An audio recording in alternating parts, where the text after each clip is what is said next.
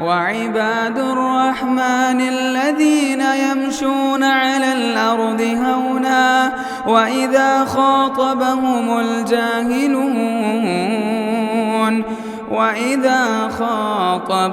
الجاهلون قالوا سلاما۔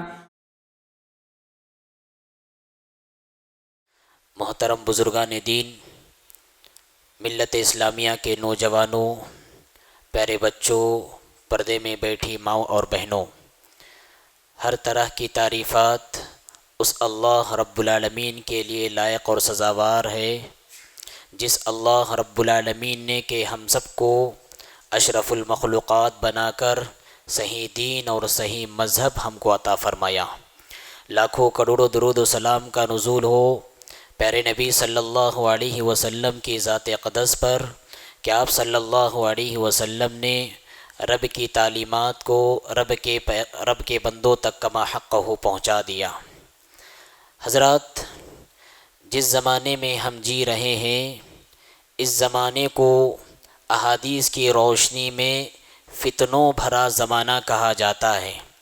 قدم قدم پر اس زمانے میں ہر انسان کو فتنے کا سامنا ہے، ہر جگہ پر اور ہر طرح کے فتنوں کا سامنا ہے۔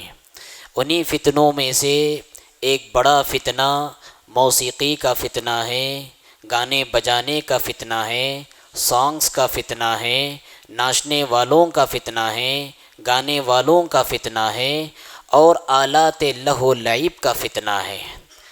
آپ کو معلوم ہے کہ آج نوجوان اس فتنے میں اس قدر ملوث ہے کہ گانے کے بغیر ان کی آج رات نہیں ہوتی، گانے کے بغیر ان کا سفر طے نہیں ہوتا، گانے کے بغیر ان کا کوئی کاروبار نہیں چلتا۔ اس اعتبار سے دیکھیں پورا کا پورا معاشرہ اس فتنے میں ڈوب چکا ہے، اس فتنے میں ملوث ہو چکا ہے۔ تو بہت ضروری ہے کہ یہ سانگز، گانے بجانے، میوزک اسلام کی نظر میں یہ کتنا خطرناک جرم ہے اور کتنی بڑی آفت ہے، آج کے اس خطبہ جمعہ میں میں اور آپ جاننے کی کوشش کریں گے۔ خطبے کے بعد میں نے آپ کے سامنے قرآن مجید کی جو آیت پڑھی سورہ لقمان کی آیت نمبر 6 ہے، اس میں اللہ رب العالمین نے ارشاد فرمایا وَمِنَ النَّاسِ مَن يَشْتَرِي لَهْوَ الْحَدِيثِ لِيُضِلَّ عَن سَبِيلِ اللَّهِ بِغَيْرِ علم، اور لوگوں میں سے جو لہو الحدیث کو خریدتے ہیں، فضول کی باتوں کو خریدتے ہیں، فضول کی چیزوں کو خریدتے ہیں، لِيُضِلَّ عَن سَبِيلِ اللَّهِ بِغَيْرِ علم، تاکہ بغیر علم کے لوگوں کو اللہ رب العالمین کی راہ سے روکے، وَيَتَّخِذَهَا هُزُوًا، اور اسے مذاق کا عنوان بنائیں، اولئک لہم عذاب مہین، ایسے لوگوں کے لیے ذلیل کرنے والا عذاب ہے۔ اس آیت کی تفسیر میں لہو الحدیث سے کیا مراد ہے، لہو الحدیث کا کیا مطلب ہے، عبداللہ بن مسعود رضی اللہ تعالیٰ عنہ، عبداللہ بن عباس رضی اللہ تعالیٰ عنہ اور عبداللہ بن عمر رضی اللہ تعالیٰ عنہ، یہ تینوں صحابہ فرماتے ہیں انہ الغنا، لہو الحدیث سے مراد غنا ہے، گانا بجانا ہے، میوزک ہے، گانا سننا ہے، اور آلات لہو و لعب ہے، شیطانی آلات ہیں جو تمام کے تمام اس آیت کی تفسیر میں داخل ہوتے ہیں، اور جن کو اللہ رب العالمین نے عذاب مہین کی خوشخبری سنائی ہے۔ گانا سننے والا عذاب مہین کا شکار ہوگا، گانا بجانے والا عذاب مہین کا شکار ہوگا، گانے کی سرپرستی کرنے والا عذاب مہین کا شکار ہوگا۔ ایسے تمام کے تمام لوگ جو موسیقی کی دنیا سے جڑے ہوئے، کسی بھی حیثیت سے جڑے ہوئے ہوں، اس زمین پر ان کے لیے دردناک عذاب کی بشارت دی گئی ہے۔ اور دوسری آیت جس میں اللہ رب العالمین نے فرمایا، سورہ بنی اسرائیل کی آیت ہے، اس میں اللہ تبارک و تعالیٰ نے فرمایا وَاسْتَفْزِزْ مَنِ اسْتَطَعْتَ مِنْهُمْ بِصَوْتِكَ قَالَ فَمَنْ تَبِعَكَ فَإِنَّ جَهَنَّمَ جَزَاؤُكُمْ جَزَاءً مَوْفُورًا، اللہ رب العالمین نے جب شیطان کو دھتکار دیا، اپنی رحمت سے نکال دیا، تو اللہ رب العالمین نے کہا اے شیطان اور اے ابلیس، زمین پر رہتے ہوئے جو تیری فرما برداری کرے گا تیرے ساتھ اس کو میں جہنم رسید کروں گا، اور یہ تمہارے لیے بھرپور بدلہ ہوگا۔ اس کے بعد اللہ تعالیٰ نے فرمایا وَاسْتَفْزِزْ مَنِ اسْتَطَعْتَ مِنْهُمْ بِصَوْتِكَ، تو اپنی آواز کے ذریعے، تو اپنے نغمے کے ذریعے، تو اپنی دعوت کے ذریعے، تو اپنی میوزک کے ذریعے، تو اپنی موسیقی کے ذریعے جس کو بہکانا چاہتا ہے بہکا لے۔ شیطان انسان کو میوزک کے راستے سے گمراہ کرتا ہے، شیطان انسان کو موسیقی کے راستے سے گمراہ کرتا ہے، شیطان انسان کو گانوں کے راستے سے گمراہ کرتا ہے، شیطان انسان کو سارنگی کے راستے سے گمراہ کرتا ہے۔ اللہ رب العالمین نے ایسے انسانوں کے لیے کہا شیطان کے ساتھ اللہ رب العالمین ان سب کو جہنم رسید فرمائیں گے۔ ان دو آیتوں سے ہم اندازہ لگا سکتے ہیں کہ گانا سننا، گانا بجانا اور سانگ سننا، سانگز کے دل دادہ ہونا اور اس طرح کی چیزوں کو اپنے لیے محبوب مشغلہ بنانا شریعت کی نگاہ میں کتنا جرم ہے۔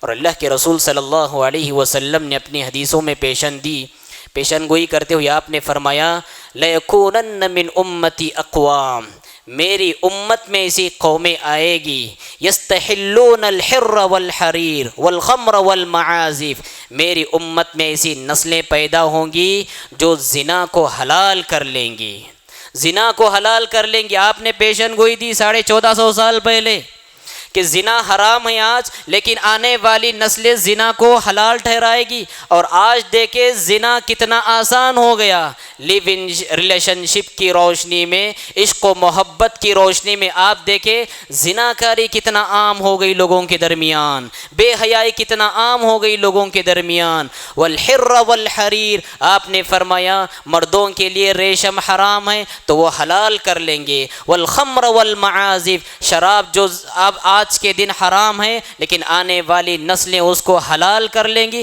والمعازف، اور گانے بجانے کے جتنے ساز و سامان ہیں آنے والی قومیں اس کو حلال کر لیں گی۔ یہ پیشن گوئی تھی، لیکن آج کے زمانے میں یہ پیشن گوئی حقیقت بن کر رہ گئی۔ دوسری حدیث میں اللہ کے رسول صلی اللہ علیہ وسلم نے فرمایا لَيَشْرَبَنَّ نَاسٌ مِّنْ أُمَّتِي، میری امت کے لوگ پیئیں گے۔ لَيَشْرَبَنَّ نَاسٌ مِّنْ أُمَّتِي الْخَمْرَ، کہ میری امت کے لوگ شراب پئیں گے۔ يُسَمُّونَهَا بِغَيْرِ اسْمٍ، نام بدل کر پئیں گے، کبھی اسلامک شراب کے نام سے پئیں گے، کبھی الکوہل کے نام سے پئیں گے، لیکن میری امت میں ایسے لوگ آئیں گے جو شراب کا نام بدل کر پئیں گے۔ وَيُعْزَفُ عَلَيْهِمْ وَالْمُغَنِّيَاتِ، اور ان کے موجودگی میں گانے والیاں گانا گائیں گی، باجے بجانے والے باجا بجائیں گے، سانگز کا وہاں پر ماحول گرم ہوگا۔ اللہ کے رسول صلی اللہ علیہ وسلم فرماتے ہیں یخسف اللہ بہم الارض ویجعل منہم القردۃ والخنازیر، بالکل صحیح حدیث ہے۔ آپ صلی اللہ علیہ وسلم فرماتے ہیں رب العالمین انہیں زمین میں دھسائے گا اور ان میں سے جو بعض لوگ بچے ہوئے ہوں گے ان کی صورتوں کو اللہ رب العالمین بندر اور خنزیر کی شکلوں میں تبدیل کر دے گا۔ آپ اندازہ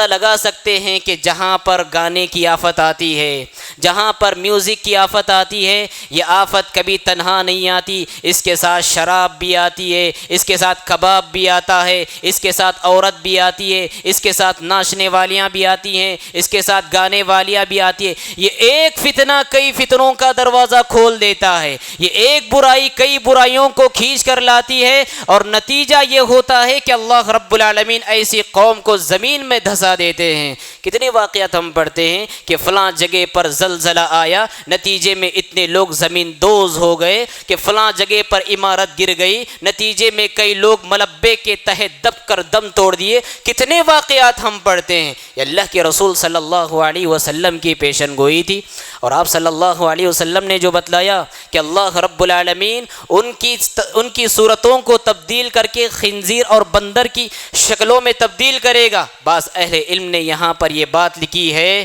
بعض اہل علم نے یہ بات کہی ہے کہ اللہ رب العالمین بسا اوقات انسانوں کو ان کی اپنی شکل پر باقی رکھے گا، لیکن ان کی فطرت کو تبدیل کر کے ان کی فطرت کو خنزیر کی فطرت بنائے گا، ان کی فطرت کو بندر کی فطرت بنائے گا۔ اور جب نیچر تبدیل ہو جائے گا، فطری طور پر انسان تبدیل ہو جائے گا، سور تو کیا، سور سے گری ہوئی حرکتیں وہ کریں گے، بندر تو کیا، بندر سے زیادہ بے حیائی والے وہ کام کریں گے۔ اور آج ہماری آنکھیں دیکھتی ہیں فنکشن ہالوں میں، شادی خانوں میں، کالجوں میں، یونیورسٹیز میں، نائٹ کلبوں میں کس طرح بے غیرتی کا ماحول وہاں پر ہوتا ہے، کیسی بے شرمی کا ماحول وہاں پر ہوتا ہے، کیسی بے غیرتی کا ماحول وہاں پر ہوتا ہے۔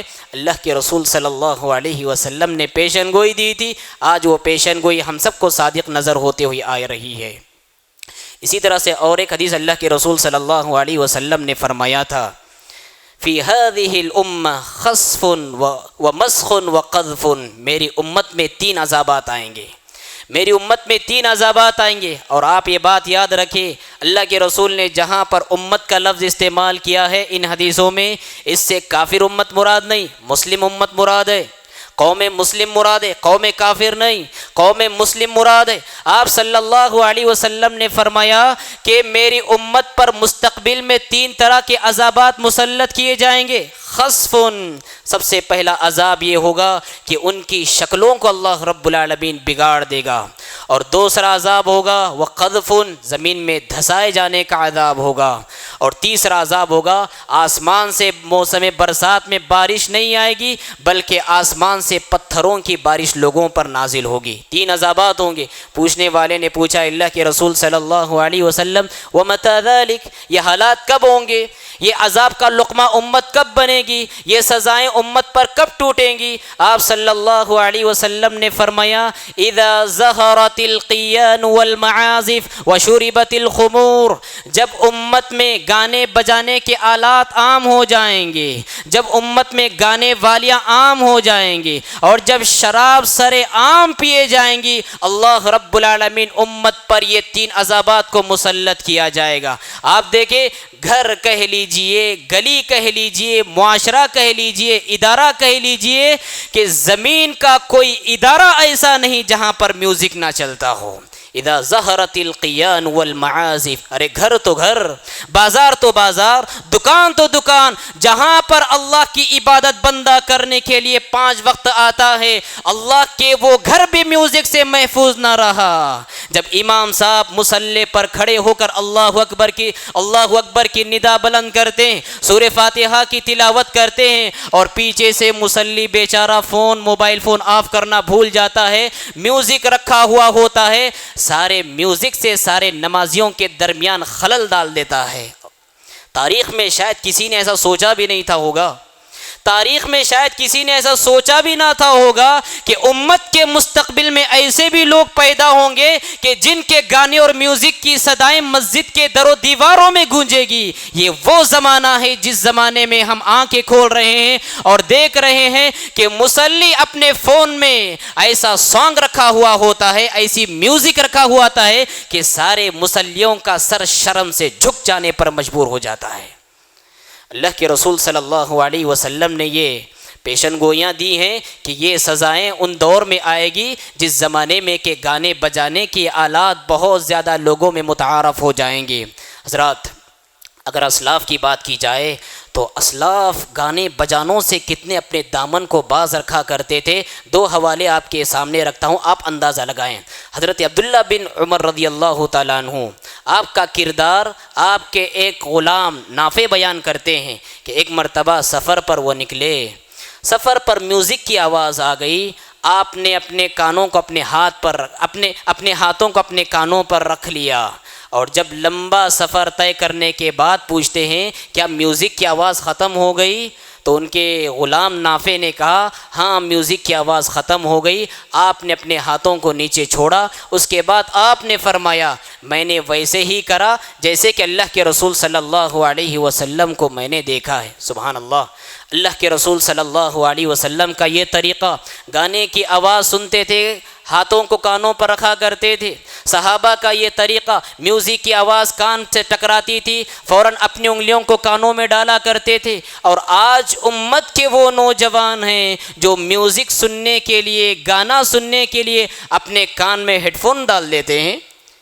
کتنا بڑا فرق ہے ہم میں اور ان میں، کتنا بڑا امتیاز ہے ہم میں اور ہمارے اسلاف میں، کہ وہ گانا سننے سے اپنے آپ کو بچانے کے لیے کانوں میں انگلیاں ڈال لیا کرتے تھے، اور ہم گانا سننے کے لیے، سانگ سننے کے لیے، میوزک سننے کے لیے اس کے لیے طرح طرح کے آلات کا اہتمام کرتے ہیں۔ لا حول ولا قوت الا باللہ۔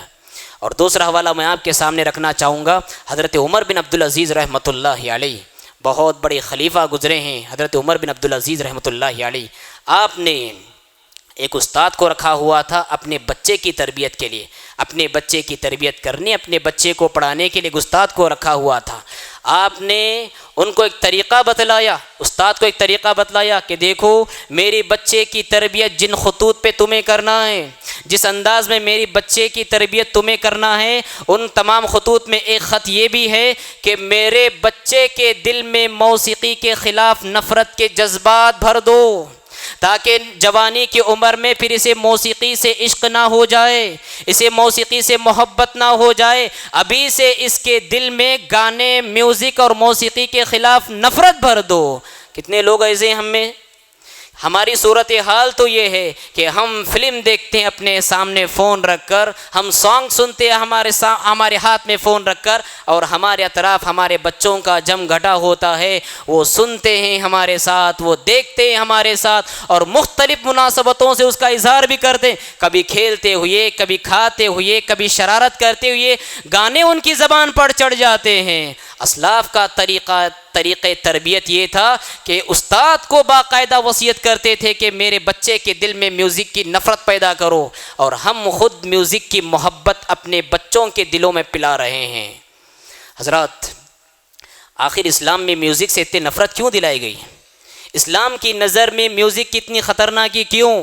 2-3 ریزنز ہیں اور بہت اہم ریزنز ہیں۔ سب سے پہلا سبب اور اہم سبب یہ ہے کیونکہ میوزک، گانا بجانا، سانگز، یہ غیر اقوام کا طریقہ ہے، یہ ان کی تہذیب ہے، غیر قوموں کی تہذیب ہے، یہ غیر قوموں کا طریقہ ہے، بلکہ ان کی عبادت کا یہ طریقہ ہے۔ ان کی خوشی میں میوزک ہوتا ہے، ان کے غم میں میوزک ہوتا ہے، ان کی پیدائش میں میوزک، ان کی وفات میں میوزک، ان کی شادی بیاہ کی مناسبتوں پر میوزک، ان کی طریقہ عبادت ہے یہ غیر قوموں کی۔ اللہ کے رسول صلی اللہ علیہ وسلم نے فرمایا من تشبہ بقوم فہو منہم، جو جس قوم سے مشابہت اختیار کرے گا وہ انہی میں سے ہوگا۔ لہٰذا ہمارا دین میوزک سے پاک دین ہے، ہمارا مذہب ان کے کلچر سے بے داغ مذہب ہے، ہماری بندگی ان کے کلچر کی آمیزش سے بے داغ ہماری کلچر ہے۔ لہٰذا ہمارا کلچر، ہماری تہذیب، ہمارا دین، ہماری عبادت ان کی کلچر سے میل نہیں کھانا چاہیے۔ اس لیے شریعت اسلامیہ نے مجھے اور آپ کو میوزک سے خوب نفرت پر ابھارا ہے، یہ پہلا اور اہم ریزن ہے۔ اور دوسرا اہم ریزن یہ بھی ہے کہ یہ آواز انسان کے کردار پر بڑا اثر چھوڑتی ہے۔ آواز صرف آواز نہیں ہوتی، یہ انسان کی شخصیت پر، انسان کے اخلاق پر، انسان کے کردار پر بہت گہرا اثر چھوڑتی ہے۔ آپ دیکھیں قرآن مجید میں اللہ رب العالمین نے ایک جگہ ارشاد فرمایا فَلَا تَخْضَعْنَ بِالْقَوْلِ فَلَا تَخْضَعْنَ بِالْقَوْلِ فَيَطْمَعَ الَّذِي فِي قَلْبِهِ مَرَضٌ وَقُلْنَ قَوْلًا مَعْرُوفًا۔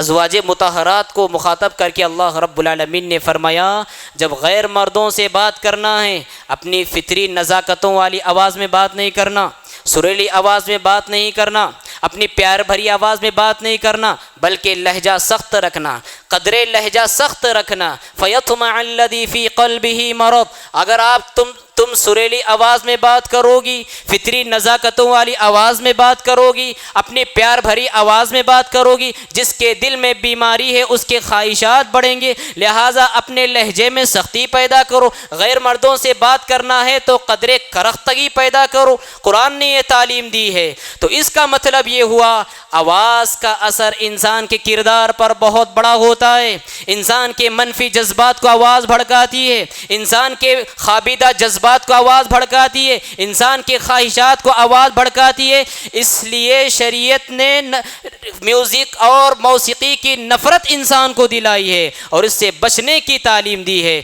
اور جیسا کہ میں نے کہا، یہ آفت صرف ایک آفت بن کر نہیں آتی، یہ ایک آفت کئی آفتوں کو کھینچ کر لاتی ہے۔ یہ ساتھ میں ناچ کو بھی لاتی ہے، یہ ساتھ میں عورت کو بھی لاتی ہے، یہ ساتھ میں شراب کو بھی لاتی ہے۔ یہ ایک آفت کئی آفتوں کو کھینچ کر لاتی ہے۔ اس لیے شریعت نے قدم قدم پر میوزک کے خلاف خطرناکیاں بیان فرمائی ہیں اور آخرت میں جہنم کی وعید بتلائی ہے۔ اور ایک اہم سبب یہ بھی ہے کہ جو بندہ اور جس کے کان میوزک کے لذت سے آشنا ہو جاتے ہیں، قرآن کی لذت سے بے بہرا ایسا بندہ ہو جاتا ہے۔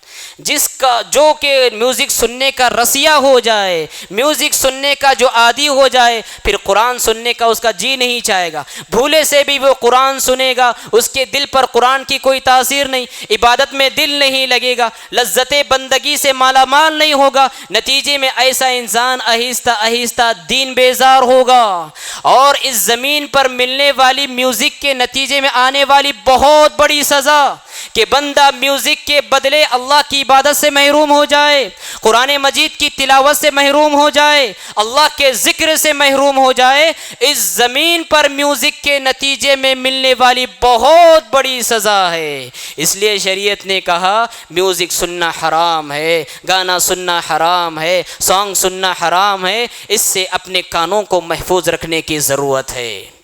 حضرات، آپ کو معلوم ہونا چاہیے کہ ہمارے ملک ہندوستان میں بہت سارے مشاعرے ہوتے ہیں اور مشاعروں میں خاص کر شاعرات کو بلایا جاتا ہے۔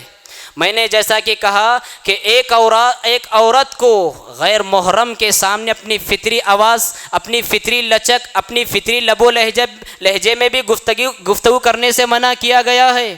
اور جب ایسے حالات ہمارے سامنے ہیں کہ عالمی پیمانے پر ایک بڑا مشاعرہ منعقد کیا جاتا ہے جہاں پر مرد شاعر بلائے جاتے ہیں، وہیں پر خواتین شاعرات کو بھی دعوت دی جاتی ہے۔ وہ اپنا بناؤ سنگار کر کے، اپنے حسن کو بکھیر کے، اپنی سریلی آواز گا کر سارے جوان تو جوان، بوڑھوں کو بھی جوان کر کے چھوڑ دیتی ہے۔ نعوذ باللہ۔ سوچو کتنے بڑے پیمانے پر فحاشی اور بے حیائی کو پھیلانے کے لوگ پروگرام بنا رہے ہیں۔ اور تو اور ہمارے ہندوستان میں بلکہ اسلام کے نام پر عرب ممالک میں بھی لوگ قوالی کے نام پر اللہ رب العالمین کی عبادت اور بندگی انجام دیتے ہیں۔ قوالی کا مزاج لوگوں کے اندر پایا جاتا ہے۔ تصوف سے تعلق رکھنے والے لوگ، سلسلے سے تعلق رکھنے والے لوگ، بیعت سے تعلق رکھنے والے لوگ، ارباب تصوف، صوفیزم سے تعلق رکھنے والے لوگ، ان کے پاس تو قوالی بہت عظیم عبادت ہے۔ بڑی محفل منعقد کی جاتی ہے، خانقاہ میں بڑی محفل مجلس سجائی جاتی ہے اور وہاں پر ایک شخص بیٹھ کر قوالی گاتا ہے، لوگ وجد میں آتے ہیں، جھومنے لگتے ہیں اور جھومتے جھومتے اٹھ کر ڈانس کرنا شروع کر دیتے ہیں اور کہتے ہیں یہ بہت بڑے ثواب کا کام ہے، یہ اللہ کی بہت عظیم عبادت ہے۔ لوگوں، یہ عبادت نہیں، دین کے ساتھ بہت بڑا کھلواڑ ہے۔ اسلام کے نام پر ناچ رہے ہو، اسلام کے نام پر قوالی گا رہے ہو۔ آپ تاریخ کا اگر مطالعہ کریں گے آپ کو معلوم ہوگا کہ تاریخ شاہد ہے 1967 میں جب اسرائیل اور مصر کے درمیان جنگ ہو رہی تھی۔ آج اللہ رب العالمین فلسطینیوں کی مدد کرے کہ آج اسرائیل نے ان پر بڑا ظلم کیا ہے۔ 1967 کی بات ہے کہ جب اسرائیل نے مصر پر حملہ کیا، دونوں فوجیں آمنا سامنا کرتی ہیں اور مصری فوج کے ساتھ جو کہ مسلمان فوج ہے، عرب کے کئی فوج ان کا ساتھ دیتے ہیں۔ ایک طرف اللہ کے دشمن مسلمانوں کے دشمنوں کی فوج اور دوسری طرف مسلمانوں کی فوج۔ جب دونوں کے درمیان ٹکراؤ ہوتا ہے، گھمسان کی جنگ شروع ہونے جا رہی ہے، تو اللہ کے دشمن اسرائیل تورات کھول کر تورات کا مطالعہ کرتے ہیں، تورات کی قرأت کرتے ہیں اور یہ مسلمان لوگ ام کلثوم کا گانا اور اس کی میوزک سننے میں مصروف رہتے ہیں۔ کون ہے ام کلثوم؟ مصر کی آج سے 50 سال 60 سال پہلے کی ایک مایہ ناز، ایک بہت شہرت یافتہ گلوکارہ ہے، بہت بڑی گانا گانے والی ام کلثوم، پورے عرب ممالک پر جس نے اپنی آواز کا جادو چلایا ہوا تھا۔ جنگ کا ماحول ہے. جنگ کے متعلق اللہ رب العالمین کا فرمان ہے یا ایھا الذین آمنوا اذا لقیتم فئۃ فاثبتوا واذکروا اللہ کثیرا لعلکم تفلحون. ایمان والو ثابت قدمی دکھاؤ, اللہ کا ذکر کثرت سے کرو تاکہ تم فتح یاب ہو جاؤ, تاکہ تم کامیاب ہو جاؤ. لیکن یہ مسلم فوج, یہ مصری فوج اس موقع پر ام کلثوم کا گانا لگا کر ان کے گانے سننے میں مصروف ہوئی تھی, اور یہ اللہ کی دشمن قوم آسمانی کتاب تورات کے مطالعے میں لگی ہوئی تھی. وضع میں تم ہو نصارہ تو تمدن میں ہنود, وضع میں تم ہو نصارہ تو تمدن میں ہنود. یہ مسلمان ہیں جنہیں دیکھ کر شرمائے یہود.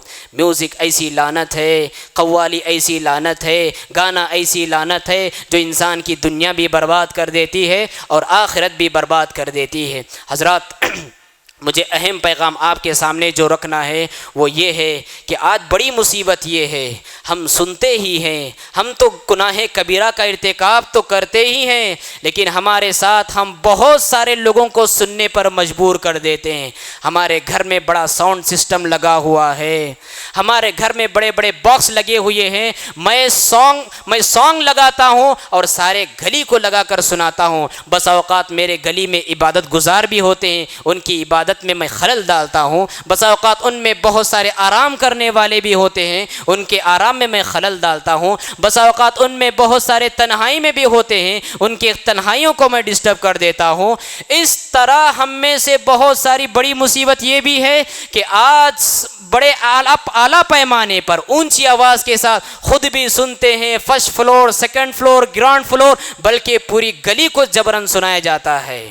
اور اسی طرح سے ایک شکل یہ بھی ہے کہ جب کسی کی شادی ہوتی ہے, کسی کی بارات جاتی ہے, مجھے کہنے کی ضرورت نہیں, آپ خود دیکھتے ہوں گے کہ کیسا طوفان بدتمیزی مچاتے ہوئے, سڑکوں کو جام کرتے ہوئے, ناچتے ہوئے, ڈانس کرتے ہوئے اسلام کی تصویر یہ مسلمان لوگوں کے سامنے پیش کرتے ہیں. اللہ اکبر. بے غیرت ہے وہ قوم, بے غیرت ہے وہ قوم, بے حیا ہے وہ قوم جو سر عام بازاروں میں لوگوں کے سامنے ناچ اور گانے کا کام کرتی ہے. اللہ کی لعنت کے مستحق ہیں ایسے افراد جو ناچ اور گانے کے فتنے میں ملوث ہوتی ہے. ایک شکل یہ ہے, اور ایک شکل یہ بھی ہے کہ جب بھی ہم سفر پر جاتے ہیں, 500 کلومیٹر کا میں سفر کرتا ہوں, تو پورے 500 کلومیٹر کا سفر میں گانے کی آواز کے سائے میں طے کرتا ہوں. اللہ اکبر.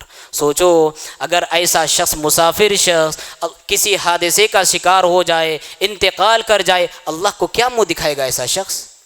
اللہ کو کیا جواب دے گا ایسا شخص جس کے 300 کلومیٹر کا پورا فاصلہ, 500 کلومیٹر کا پورا فاصلہ گانے کی آواز کے سائے میں گزرا؟